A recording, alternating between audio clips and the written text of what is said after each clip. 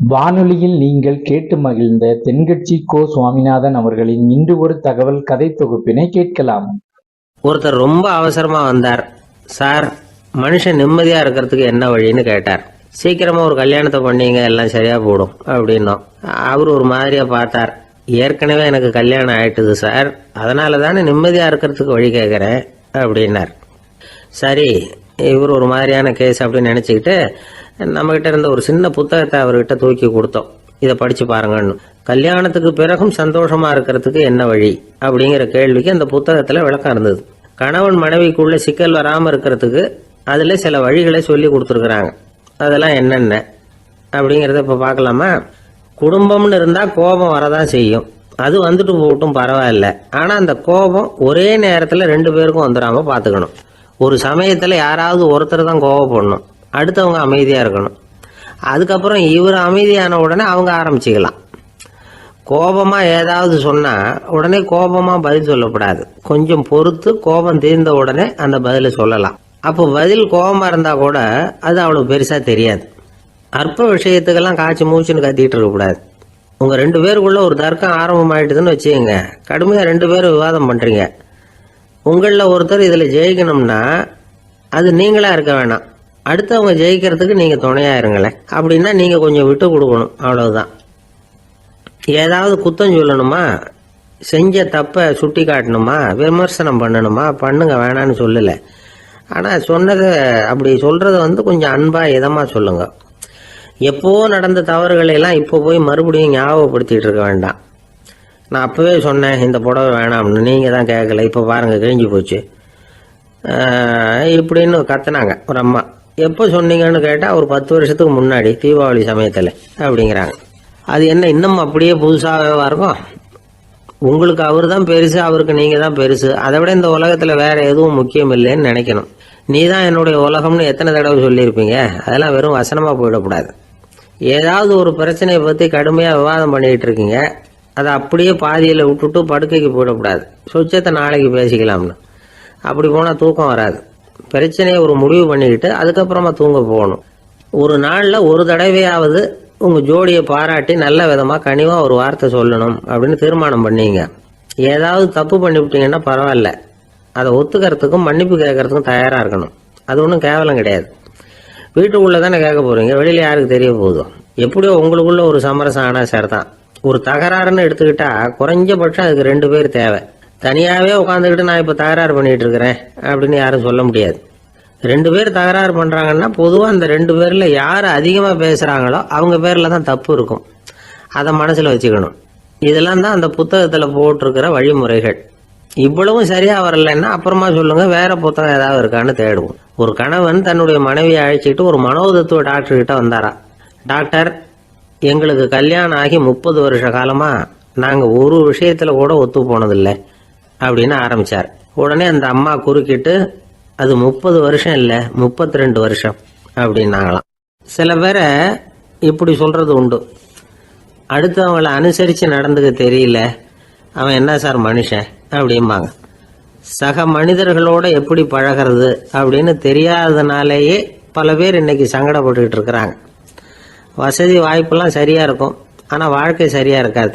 இன்னொருத்தர்கிட்ட எப்படி பேசுறது பழகிறதுங்கிறது தெரியாததுனாலதான் இந்த அவஸ்தை. சரி, இந்த அவஸ்தை இல்லாம வாழறது எப்படி? இதுக்கு அனுபவசாலிகள் சில வழிமுறைகளை சொல்றாங்க. அதெல்லாம் என்னென்னங்கிறத இப்ப தெரிஞ்சுக்குவோம். முதல்ல நம்ம நாக்கு நம்ம கண்ட்ரோல்ல இருக்கணும். வார்த்தைகளை கொட்டி விட்டு அதுக்கப்புறம் அள்ள முடியாம கிடந்து கஷ்டப்படக்கூடாது. எப்படி பேசுறோங்கிறதும் முக்கியம், பேசுறப்ப எப்படி முகத்தை வச்சிருக்கிறோங்கிறதும் முக்கியம். அன்பா பேசினாலும் நல்லா இருக்கும். அப்படி பேசுறப்ப ஆதரவா அவர் தோள் மேல ஒரு கையை போட்டுக்கிட்டு பேசினா இன்னமும் நல்லா இருக்கும். 2வது விஷயம், இன்னொருத்தர்கிட்ட பேசுறப்ப வாக்குறுதிகளை அள்ளி வீசக்கூடாது. கொடுக்கற வாக்குறுதி குறைச்சலா இருக்கணும். அப்படி கொடுத்த வாக்குறுதியை கண்டிப்பா நிறைவேற்றணும். நாம ஒருத்தரை பாராட்டுறோம் அல்லது அவரை பத்தி அபிப்பிராயம் சொல்றோம்னா அது ஆக்கப்பூர்வமா இருக்கணும். நம்ம பாராட்டு அல்லது விமர்சனம் அடுத்தவருடைய முன்னேற்றத்துக்கு உதவுறது மாதிரி இருக்கணும். நாம சொல்றதை கேட்டுட்டு அவன் தலையில கையை வச்சுட்டு உட்காந்துடக்கூடாது. எப்பவும் உற்சாகமா இருக்கணும், முகம் அலர்ச்சியா இருக்கணும். மனுஷன் இருந்தா வருத்தம், கவலை, ஏமாற்றம் எல்லாம் இருக்கதான் செய்யும். அதெல்லாம் மனசுல இருக்கட்டும். அந்த வருத்தமும் கவலையும் ஏமாற்றமும் சேர்ந்துக்கிட்டு நம்ம முகத்துல இருக்கிற மலர்ச்சியை மூடி மறைக்கிறதுக்கு நாம இடம் கொடுத்துடக்கூடாது. எந்த விஷயத்தை பத்தி யாருக்கிட்ட பேசினாலும் வெளிப்படையா பேசணும், திறந்த மனசோட பேசணும், மூடி மறைச்சி முன்னு மூங்கிக்கிட்டு இருக்கக்கூடாது. இன்னொருத்தர்கிட்ட பேசுறப்போ விவாதம் பண்ணுங்க, அது தப்பு இல்லை, ஆனா வாதாடிக்கிட்டு இருக்கக்கூடாது. அதாவது என்ன சொல்றாங்கன்னா, டிஸ்கஸ் பண்ணலாம், ஆர்கியூ பண்ணக்கூடாதான். நம்ம கிட்ட இருக்கிற நல்ல குணங்களை நாம எடுத்து சொல்லிட்டு இருக்கக்கூடாது, அந்த நல்ல குணங்களே நம்மளை பத்தி எடுத்து சொல்லணும், அது மாதிரி நடந்துக்கணும். அதே மாதிரி அடுத்தவங்க கிட்ட உள்ள கெட்ட குணங்களை பத்தி அவசியம் இல்லாம நாம பேச வேண்டியதில்லை. உங்களை பத்தி யாராவது தப்பா பேசுறாங்களா, அப்படி அவங்க பேசுறதுல உண்மை இல்லையா அப்படின்னா அதை நீங்க பொருட்படுத்த வேண்டியதில்லை, விட்டுடலாம், அது தானா போயிடும். ஒரு 4-5 பேரோட பேசிக்கிட்டு இருந்தீங்கன்னா எல்லாருக்கும் முக்கியத்துவம் கொடுங்க, யாரையும் அலட்சியப்படுத்தாதீங்க. தமாஷா பேசலாம், ஆனா அவங்க தமாஷ் அடுத்தவங்களை கேலி பண்றதா இருக்கக்கூடாது. நமக்கு கிடைக்க வேண்டியது கிடைக்கலையே அப்படிங்கிற தவிப்பு நம்ம கிட்ட இருக்கக்கூடாது, அது தேவையில்லை. உங்க செயல்பாடுகள் தெளிவா இருக்கட்டும், பாராட்டு தானா அவங்கள தேடிட்டு வரும். இன்னொரு மனுஷனுடைய மனசுல கௌரவமான ஒரு இடத்த பிடிக்கணும்னா நாம இந்த குணத்தை எல்லாம் நம்ம கிட்ட வளர்த்துக்கணும். இதெல்லாம் அனுபவசாலிகள் சொல்லி இருக்கிற குறிப்புகள். இந்த குறிப்புகளை சரியா புரிஞ்சுக்கணும், அது முக்கியம். தப்பா புரிஞ்சுக்கிட்டா என்ன ஆகும் தெரியுமா? இதை கேளுங்க. ஒருத்தர் வந்தார், சார் அடுத்தவங்க தோள் மேல கையை போட்டுக்கிட்டு அன்பா பேசணும்னு சொன்னீங்க, அப்படிதான் பேசினேன், அவரு முதுக கூட தட்டி கொடுத்தேன், என் வேலை போயிட்டுது சார், வீட்டுக்கு அனுப்பிச்சுட்டாங்க அப்படின்னார். யாருக்கிட்ட அப்படி பேசுனீங்கன்னு கேட்டோம். என் முதலாளி கிட்ட சார் அப்படிங்கிறார் ரொம்ப சோகமா. ஒரு சின்ன பையன் வந்தான், அவனை பார்த்து ஒரு கேள்வி கேட்டோம், ஏன்ப்பா உங்க வீட்டில் அம்மா புத்திசாலியா அப்பா புத்திசாலியா அப்படின்னு. அவன் அலட்சியமா நம்மளை பார்த்து சிரிக்கிறான். என்ன சார் இது, இந்த காலத்தில் இது கூட தெரியாமல் இருக்கிறீங்களே அப்படிங்கிறான். ஒரு சின்ன பையன் நம்மளை பார்த்து இப்படி கேட்டு விட்டானே அப்படின்னு நினைக்கிறப்போ நமக்கு ஒரு மாதிரி ஆயிடும். அதுக்கப்புறம்தான் இந்த தாத்தா பாட்டிலாம் சொல்ற ஒரு கதை ஞாபகத்துக்கு வந்தது. அது என்ன கதை தெரியுமா? ஒரு ஊர்ல ஒரு அம்மாவும் பிள்ளையும் இருந்தாங்களாம். அந்த மகனுக்கு திடீர்னு தேசாந்திரம் போய் வரணும்னு ஆசை வந்துட்டுது. ஊரா போய் சுத்தி பார்க்கணுங்கிற ஆசை. அந்த அம்மாவுக்கு இது பிடிக்கல. மகனை பிரிஞ்சு இருக்கிறதுக்கு அவங்க மனசு இடம் கொடுக்கல. வேணாப்பான்னு சொல்லி பார்த்தாங்க, அவன் கேட்கல. திடீர்னு புறப்படவும் செஞ்சுட்டான். சரி, இனிமே அவனை தடுக்க முடியாதுன்னு முடிவு பண்ணிக்கிட்டாங்க அந்த அம்மா. இருந்தாலும் புத்திசாலித்தனமா ஒரு யோசனை பண்ணாங்க. மகனை கிட்டத்துல கூப்பிட்டாங்க, அவங்ககிட்ட சொன்னாங்க, இதை பாருப்பா, நீ தேசாந்திரம் போறதுன்னு தீர்மானம் பண்ணிவிட்ட, அதை நான் தடுக்கல, போயிட்டு வந்துடும். ஆனா போறதுக்கு முன்னாடி எனக்கு ஒரு வாக்குறுதி கொடுத்துட்டு போ அப்படின்னாங்க. போறப்போ ராத்திரியா இருந்தாலும் பகலா இருந்தாலும் சரி, புளிய மரத்து நிழல்ல தான் தங்கணும். திரும்பி வர்றப்போ இரவும் பகலும் நீ வேப்ப மரத்து நிழல்லே தங்கணும் அப்படின்னாங்க. சரி, அப்படியே செய்யறேன்னு சொல்லி வாக்குறுதி கொடுத்தான் பையன். புறப்பட்டு போனான். போற வழியில புளிய மரத்து நிழல்லே தங்கினான், தூங்கினான். அப்படி போய்கிட்டே இருந்தான். 7வது நாள் அவன் உடம்பு சுகமில்லாம போயிட்டுது. ரொம்பவும் பலவீனமாயிட்டான். இனிமே நடக்க முடியாதுங்கிற நிலைமை வந்துட்டுது. யோசிச்சு பார்த்தான், சரி இதுக்கு மேல போக வேண்டாம் அப்படின்னு முடிவு பண்ணிட்டு திரும்பி வர ஆரம்பிச்சுட்டான். திரும்பி வர்றப்போ வழியில வேப்ப மரத்து நிழல்லையே தங்கி வந்தான். நாளுக்கு நாள் உடம்பு சரியா வந்துட்டுது.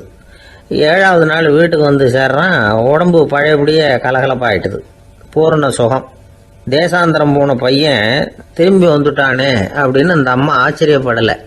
ஏன்னா அவங்களுக்கு தெரியும் இப்படி ஆகும்னு. பையன் சீக்கிரமா திரும்பி வரணுங்கிறதுக்காக தான் அவங்க அந்த யோசனையை சொன்னாங்க. என்ன விஷயம்ங்கிறதையும் அவங்களே சொன்னாங்க. மகனே, புளிய மரத்து நிழல் உடம்புக்கு உஷ்ணத்தை கொடுக்கும், சீக்கம் உண்டாக்கும். அதனால நீ தொடர்ந்து புளிய மரத்து நிழல்ல தங்கினாவே நோய்க்கு ஆளாயிட்ட. அதனால நல்ல பயணத்தை முடிச்சுக்கிட்டு திரும்பி வரணுங்கிற முடிவுக்கு வந்துட்ட. திரும்பி வர்றப்போ நீ தங்கினது வேப்ப மரத்து நிழல், அது உடம்புக்கு குளிர்ச்சியை தரக்கூடியது, நோயை தீர்க்கக்கூடியது. அதனால சுகமா வீட்டுக்கு சேர்ந்துட்ட. உன்னோட தேசாந்திர பயணத்தை தடுக்கிறதுக்காக தான் இப்படி பண்ணினேன் அப்படின்னாங்களாம் அந்த அம்மா. பாத்தீங்களா அம்மாவோட புத்திசாலித்தனத்தை? அப்பாவா இருந்தா இப்படியா பண்ணுவார்? ஒரு அப்பா பையன்கிட்ட 10 ரூபா கொடுத்து இதை எடுத்துக்கிட்டு அடுத்த ஊருக்கு போய் அங்க இருக்கிற மாமா கிட்ட இதை கொடுத்துட்டு வாடா, வழியில எங்கேயாவது மரத்தடியில படுத்து தூங்கி விடாதே அப்படின்னு எச்சரிக்கை பண்ணி அனுப்புனாராம். பையனுக்கு எச்சரிக்கையா வாழறது எப்படிங்கிறத கத்துக் கொடுக்கறதுக்காக இப்படி பண்ணார். அவன் பணத்தை வாங்கிட்டு போனான். அப்பா சொன்னதை மறந்துட்டு ஒரு மரத்தடியில படுத்து தூங்கிட்டான். அவனுக்கு தெரியாம அவன் பின்னாடியே போன அப்பா அவன் கையில இருந்த அந்த 10 ரூபாய் நைஸா எடுத்துட்டு வந்துட்டார். அவன் பையில தானே வச்சிருந்தான், அது தெரியாம எடுத்துட்டு வந்துட்டார். அவன் தூங்கிட்டு இருக்கான். எடுத்துட்டு ஒரு மறுபடியும் வீட்டுக்கு வந்துட்டார். பையன் முழிச்சுக்கிட்டு பைய தடவி பார்க்கறான், பணத்தை காணும். அழுதுகிட்டே திரும்பி வந்தான். அப்பா கிட்ட விஷயத்த சொன்னான். அப்பா சிரிச்சுக்கிட்டே சொன்னார், அதுக்கு தான்ப்பா ஆரம்பத்திலேயே எச்சரிக்கை பண்ணினேன், இனிமேலாவது நீ ஜாக்கிரதையா இருக்கணும் அப்படிங்கிறதுக்காக தான் இப்படி பண்ணினேன். அந்த பணம் எங்கேயும் போயிடல, நான் தான் அதை உனக்கு தெரியாம எடுத்து வச்சிருக்கிறேன், இதோ பாரு அப்படின்னு சொல்லிட்டு சைடு பாக்கெட்ல கையை விட்டா அது ஓட்டையா இருக்கு. அதை எவனோ ஏற்கனவே கத்திரிச்சு எடுத்துட்டு போட்டான். இப்ப அப்பா முகத்துல அசடு வழிஞ்சுதான். ஒரு அரசனும் அமைச்சரும் ஒரு நாள் ரொம்ப சாவகாசமா பேசிக்கிட்டு இருந்தாங்களாம். அரசன் அமைச்சரை பார்த்து ஒரு கேள்வி கேட்டிருக்கார். ஏங்க அமைச்சரே, ஆசை இல்லாத ஒரு மனுஷனால இருக்க முடியுமா அப்படின்னு. ஏன் முடியாது, துறவி அப்படிங்கிறவங்கெல்லாம் அப்படிப்பட்டவங்க தானே அப்படின்னாராம் அமைச்சர். அவங்கெல்லாம் உண்மையிலேயே ஆசையை விட்டவங்க தானா அப்படின்னு கேட்டாரா ராஜா. அப்படிதான் இருக்கணும் அப்படின்னாராம் அமைச்சர். அப்படின்னா ஆசையே இல்லாத ஒரு உண்மையான துறவியை நான் பார்க்கணுமேன்னார். அது என்ன பிரமாதம், அதுக்கு நான் ஏற்பாடு பண்ணுறேன் அப்படின்னு விட்டார் இவர். சொல்லிவிட்டு உடனே புறப்பட்டு போனார். அங்கே எங்கே தேடினார். அப்புறம் தான் அவருக்கு புரிஞ்சுது உண்மை துறவியை கண்டுபிடிக்கிறது எவ்வளவு கஷ்டமான காரியம்னு. இருந்தாலும் ராஜா கிட்ட சொல்லியாச்சே உண்மை துறவியை காட்டுறேன்னு. இப்போ என்ன பண்ணுறது, ராஜா கிட்ட சொன்னபடி நடக்கலைன்னா அவருக்கு கோபம் வந்துடும். அமைச்சர் ஒரு யோசனை பண்ணார். அவருக்கு ஒரு வழி தெரிஞ்சுது. அதுதான் சரின்னு முடிவு பண்ணார். அதாவது அந்த ஊரில் அவருக்கு தெரிஞ்ச நாடக நடிகர் ஒருத்தர் இருக்கிறார், நல்லா நடிப்பார். அவரை போய் பார்த்தார். இதை பாருப்பா, எனக்காக நீ ஒரு காரியம் செய்யணும்னார். என்னன்னு கேட்டார் அவர். நீ ஒரு துறவி மாதிரி கொஞ்ச நேரத்துக்கு நடிக்கணும். ராஜா உன்னை பார்த்துட்டு போகிற வரைக்கும் நடி, அது போதும். அதுக்காக உனக்கு 10,000 ரூபா தரேன் அப்படின்னார். அவர் எந்த காலத்தில் இவ்வளவு பணத்தை மொத்தமாக பார்த்துருக்கார். அதனால் உடனே சரின்னு ஒத்துக்கிட்டார். அமைச்சர் அரண்மனைக்கு திரும்பி வந்தார். என்ன அமைச்சரே, இன்னுமா ஒரு உண்மையான துறவி கிடைக்கலன்னார். உண்மையான துறவி ஒருத்தரை இப்போ தான் கொஞ்ச நேரத்துக்கு முன்னாடி பார்த்து பேசிவிட்டு வர்றேன். அவர் நம்ம ஊருக்கு வெளியில் குளத்தங்கரையில் உள்ள ஒரு ஆலமரத்துக்கு அடியில் உட்காந்துருக்கிறார் அப்படின்னார் இவர். அப்படின்னா உடனே புறப்படுங்க அப்படின்னார் ராஜா. பரிவாரங்களோடு புறப்பட்டார். அங்கே அந்த மரத்தடியில் அந்த ஆள் வேஷம் போட்டுக்கிட்டு துறவி மாதிரி உட்காந்துருக்கிறான். ராஜா நேராக போனார். அந்த துறவி காலில் பொத்துன்னு விழுந்து வணங்கினார். உடனே ராணியும் அவர் காலில் விழுந்தாங்க. அடுத்தபடியாக அமைச்சர் விழுந்தார். அவருக்கு தெரியும் இது நம்ம ஆள் தான்னு. இருந்தாலும் என்ன பண்ணுறது, நேரம். அப்புறம் பரிவாரங்கள்லாம் துறவி காலில் விழுந்து ஆசீர்வாதம் வாங்கிட்டாங்க. ராஜா அப்புறமா தங்கத்தட்டில் பொன்னையும் பொருளையும் வச்சு அந்த துறவிகிட்ட ரொம்ப பணிவாக நீட்டுறார். தாங்கள் தயவு பண்ணி இதை ஏற்றுக்கணும் அப்படின்னு வேண்டிக்கிட்டார். அந்த துறவி பற்று இல்லாமல் அதை பார்த்தார். எல்லாத்தையும் திறந்துட்ட எனக்கு இதெல்லாம் எதுக்காக அப்படின்னு சொல்லி அதை மறுத்துட்டாராம். ஆஹா, உண்மையான துறவியை பார்த்துட்டோம் அப்படிங்கிற ஆனந்தம் அரசருக்கு. ரொம்ப நிம்மதியாக திருப்தியாக திரும்பி வந்தார் அரண்மனைக்கு. அதுக்கப்புறம் அமைச்சர் யாருக்கும் தெரியாமல் அந்த துறவிகிட்ட ஓடினார். சொன்ன பிரகாரம் பணத்தை நீட்டினார். இந்தப்பா, நான் உங்ககிட்ட சொன்னபடி 10,000 ரூபா பணம் எடுத்துக்கோ அப்படின்னார். அந்த ஆள் ராஜா கிட்ட சொன்னது மாதிரியே எல்லாத்தையும் திறந்துட்ட எனக்கு இதெல்லாம் எதுக்காக வேணாம் அப்படின்னு விட்டாரான். நடித்த வரைக்கும் போதும்ப்பா, இனிமேல் இந்த நாடக வசனம்லாம் வேணாம், வேஷத்தை கலைச்சிரு, பணத்தை வாங்கிக்கோன்னார். இல்லைங்க, இது வேஷம் இல்லை, இது வசனமும் இல்லை, இது உண்மை. கொஞ்ச நேரம் துறவி மாதிரி நடித்ததுக்கே இந்த தேசத்து ராஜா ராணி அமைச்சர் பரிவாரங்கள் எல்லாம் என் காலில் விழுந்து வணங்குறாங்க. அப்படின்னா உண்மையான துறவியாக இருக்கிறது எவ்வளவு பெருமையான விஷயம். நான் உண்மையான துறவியாக ஆக போகிறேன், அப்படி முடிவும் பண்ணிட்டேன் அப்படின்னார் அந்த நடிகர். வேஷம் கூட எப்படிப்பட்ட விளைவுகளை உண்டு பண்ணுது பார்த்தீங்களா. நம்மால் ஒருத்தன் ரொம்ப வசதியாக தான் இருந்தான். ஒரு நாள் அவன் சொத்து பூரா திருட்டு போட்டுது. அதுக்கப்புறம் இவன் துறவி மாதிரி ஆயிட்டான். ஊர் ஊராக சுற்றினான். ஒரு குருநாதரை தேடி கண்டுபிடிச்சான். அவர்கிட்ட சீடனாக சேர்ந்துக்கிட்டான். அவனை பார்த்து ஒருத்தர் கேட்டார், நீ உண்மையான சீடன் தானான்னு. இல்லைங்க, சீடன் மாதிரி நடிச்சுக்கிட்டு இருக்கிறேன் அப்படின்னா. அது குரு துரோகம் இல்லையா அப்படின்னு கேட்டார் அவர். இல்லைங்க, நான் பண்ணது குரு துரோகம் இல்லை, என் குரு பண்ணது தான் துரோகம். என்னுடைய பணத்தை கொள்ளையடிச்சது இவர் தான். அதை எங்கே வச்சிருக்காருன்னு கண்டுபிடிக்கிறதுக்காக தான் இவர்கிட்ட சீடனாக சேர்ந்துருக்கிறேன் அப்படின்னானா. ஒரு ஆள் இருந்தான், நிறைய பணம் சம்பாதிச்சான். ஆனால் செலவு பண்ண மனசு வரல, கருமி. அவன் என்ன பண்ணா, சேர்த்த பணம் பூராவையும் ஒரு மரத்தடியில் புதைச்சி வச்சிருந்தான். வாரத்துக்கு ஒரு தடவை அந்த மரத்தடிக்கு வருவான். புதைச்ச இடத்த ஆவலோடு பார்த்துக்கிட்டு இருப்பான். அதுக்கப்புறம் போயிடுவான். அவ்வளவுதான். ஒரு நாள் ஒரு திருடன் வந்தான். இவன் புதைச்சி வச்சிருந்ததெல்லாம் எடுத்துகிட்டு போட்டான். இது தெரிஞ்சு போச்சு. அந்த கருமி புலம்ப ஆரம்பிச்சிட்டான். இவன் புலம்பலை கேட்டதும் அக்கம் பக்கத்தில் இருந்தவங்கெல்லாம் ஓடி வந்தாங்க. என்ன விஷயம்னு விசாரிச்சாங்க. இவன் சொன்னான். ஒரு பெரியவர் கேட்டார், ஏப்பா வாரம் வந்து இந்த இடத்த பார்க்கறதாக சொன்னியே, எப்போவாவது இதில் இருக்கிற பணத்தை எடுத்து செலவு பண்ணியிருக்கியா அப்படின்னு கேட்டார். நான் அப்பப்போ வந்து அதை பார்க்கறது தான் வழக்கம், அதை தொட்டதே இல்லைன்னு அவன். சரி, அப்படின்னா இப்போவும் நீ அதே மாதிரி வாரம் ஒரு தடவை வந்து இந்த இடத்த பார்த்துட்டு போகலாமே அப்படின்னாராம் அந்த பெரியவர். அதுவும் சரிதானே, எவ்வளவு காலமானாலும் அவன் அந்த பணத்தை எடுத்து செலவு பண்ண போறதில்ல. அப்படி இருக்கிறப்ப உள்ளே பணம் இருந்தாலும் ஒன்று தான், இல்லாமல் போனாலும் ஒன்று தான். இதிலிருந்து என்ன புரியுதுன்னா, ஒருத்தர்கிட்ட இருக்கிற பணத்தை கொண்டு அவர் பணக்காரரா ஏழையா அப்படின்னு முடிவு செய்கிறது சரியில்லை. அந்த செல்வத்தை அனுபவிக்கிற திறன், பயன்படுத்துகிற திறன், அதை வச்சு தான் அவர் ஏழையா பணக்காரரா அப்படிங்கிறத நிர்ணயம் பண்ணணும். அதுதான் சரி. செலவு பண்ண தெரியாதவன் சேகரம் பண்ணிகிட்டே இருக்கிறதுனால என்ன பிரயோஜனம்? தலைமுடியே இல்லாதவன் தாராளமாக சீப்புகளை வாங்கி சேகரம் பண்ணுறது மாதிரி தானே இது. சில சமயம் செலவு பண்ண நாம் தயாராக இருந்தால் கூட அந்த செல்வம் நமக்கு பயன்படுறதில்ல. அரேபியாவில் ஒரு நகை வியாபாரி விலை உயர்ந்த முத்துக்களை எல்லாம் அவர் வச்சு வியாபாரம் பண்ணிகிட்டு இருந்தார்.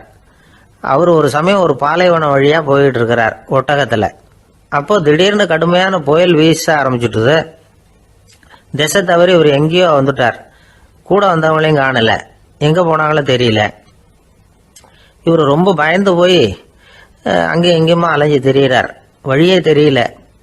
பசி கடுமையாயிட்டுது. ஒட்டகத்து முதுகில் ஒரு மூட்டை இருந்தது. அதை பிரித்து பார்த்தார்.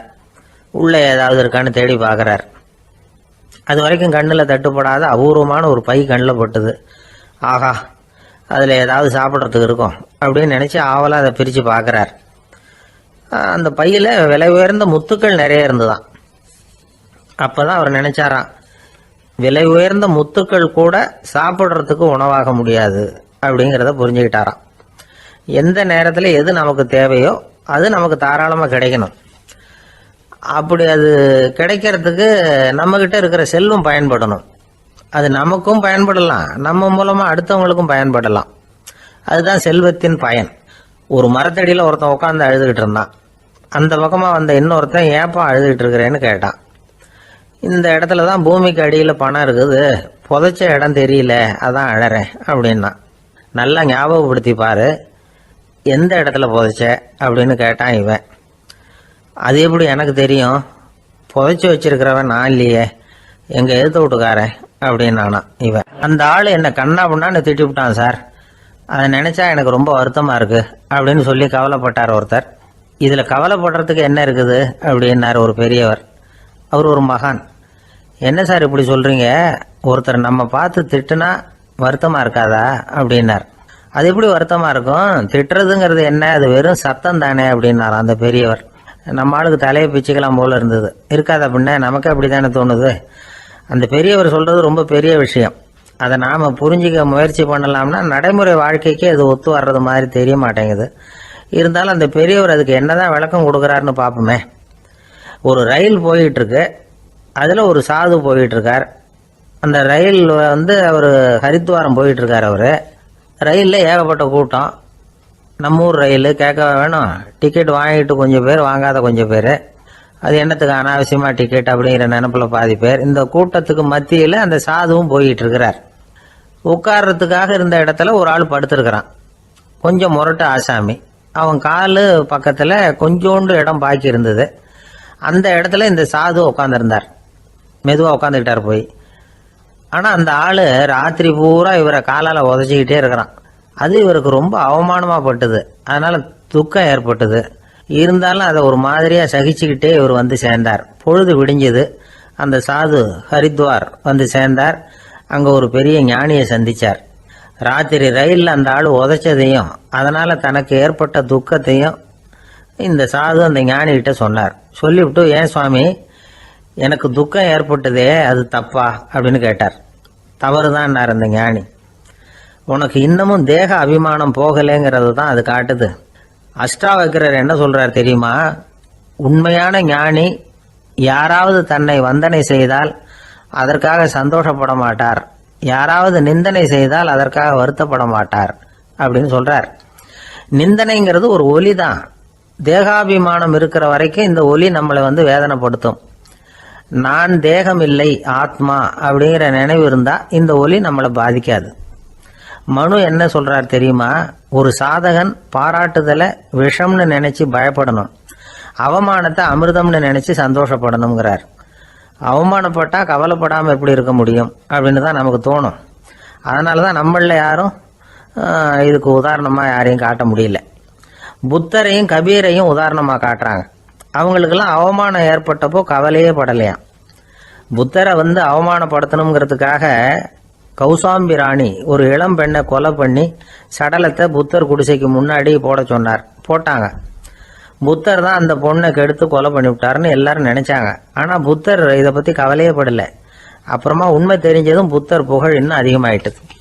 ஒரு பெரிய சபையில ஒரு மோசமான பொண்ணு நுழைஞ்சு தனக்கும் கபீருக்கும் சம்பந்தம் உண்டுன்னு சொன்னா கபீர் கவலைப்படல. அவங்க மாதிரியெல்லாம் நாமளும் இருக்க கத்துக்கணும். நிந்தனை, அபகீர்த்தி, அவமானம் எல்லாம் ஆண்டவன் கொடுக்கிற பிரசாதம்னு நினைக்கணும் அப்படின்னு சொல்றார் அந்த ஞானி. இதை கேட்ட இந்த காலத்து ஆசாமி ஒருத்தர், நான் கூட அப்படிதான் சார், யாராவது அவமானப்படுத்தினா கவலைப்பட மாட்டேன். நேத்து கூட ஒருத்தர் என்ன பலார்னு அரைஞ்சுட்டார், நான் கொஞ்சம் கூட கவலைப்படலை, பேசாம வந்துட்டேன்னார். ஏன் அப்படி வந்துட்டீங்க அப்படின்னு. அவர் அரைஞ்சதுலேயும் ஒரு அர்த்தம் இருந்தது, அதனால தான் அப்படி வந்துட்டேன்னார். ஏன் அரைஞ்சாருன்னு கேட்டேன். 10 வருஷத்துக்கு முன்னாடி 15 ரூபா அவர்கிட்ட கடன் வாங்கினேன், அதை கேட்டு கேட்டு பார்த்துட்டு கடைசியாக தான் அரைஞ்சார் அப்படின்னார். ஆண்டவனுடைய பிரசாதம் இவருக்கு அடிக்கடி கிடைக்கும் போல இருக்கு. இந்த உலகமே ஒரு நாடக மேடை, நாம எல்லாரும் நடிகர்கள். இது ஞானிகள் சொல்றது. இது ஒரு பக்கம் இருக்கட்டும். இந்த உலகத்துக்குள்ள எத்தனையோ நாடக மேடைகள், எத்தனையோ நடிகர்கள், எத்தனையோ நாடகங்கள், இதெல்லாம் எப்படி ஆரம்பமாச்சு? அதுதான் இன்னைக்கு தகவல். அதாவது ஆதி மனிதன் பேச ஆரம்பிக்கிறதுக்கு முன்னாடி சைகையாலேயே எல்லாத்தையும் சொல்லிட்டு இருந்தான். அதனால அப்பவே நடிப்பு ஆரம்பமாயிட்டது. முதல்ல ஒரு வேட்டையத்தான் அவன் நடிச்சு காட்டியிருப்பான். இவன் எப்படி போனான், எதிரில் மிருகம் எப்படி வந்தது, அதோட எப்படி சண்டை போட்டான், எப்படி அடிச்சு கொண்டுட்டு வந்தான், இதை அப்படியே மற்றவங்களுக்கு நடிச்சு காட்டியிருப்பான். ஏன்னா மொழி கிடையாது. இந்த காலத்துல எல்லாம் நாடகங்கள்ல நடிக்கிறவங்கள நடிகர்கள்ங்கிறோம். ஒரு காலத்துல இவங்களுக்கு என்ன பேர் தெரியுமா? திஸ்பியர்கள் அப்படின்னு பேராம். இதுக்கு காரணம் உண்டு. அதாவது 2000 வருஷத்துக்கு முன்னாடி கிரீஸ் நாட்டில் திசிவியஸ் அப்படின்னு ஒரு ஆள் இருந்தான். அவன் ஒரு பெரிய நாடக கலைஞன். அவன் சில இளைஞர்களை சேர்த்துக்கிட்டான், பயிற்சி கொடுத்தான், நாடக குழுவை உருவாக்கினான். நடிகர்களையும் நாடகத்துக்கு தேவையான பொருள்களையும் ஏற்றிக்கிட்டு போகிறதுக்கு ஒரு வண்டியையும் தயார் பண்ணான். அந்த வண்டியிலேயே அவன் கிரேக்க நாடு பூராவும் சுற்றினான். ஊர் ஊராக நாடகம் போட்டான். ஒரு ஊருக்கு போனதும் அங்கே நாடகம் நடத்த தியேட்டர் இருக்கா அப்படிங்கலாம் பார்க்கறது இல்லை அவன். ஏன்னா அப்போலாம் தியேட்டர்னா என்னென்ன தெரியாது. நாடகம்னா அது ஒரு மூடிய கொட்டைக்குள்ளே தான் நடத்தணுங்கிறது அப்போ யாருக்குமே தோணலை. இந்த வண்டி போகும், அதுவே ஒரு பகுதி அப்படியே ஒரு மேடை மாதிரி விரிச்சிக்கும். அதில் ஏறி நின்றுக்கிட்டு நாடகத்தை நடித்து காட்டுவாங்களாம். மக்கள்லாம் எதிரில் தரையில் உட்காந்து அதை பார்த்துக்கிட்டு இருக்கிறது. உலகத்தின் முதல் நடமாடும் தியேட்டர் இதுதானா.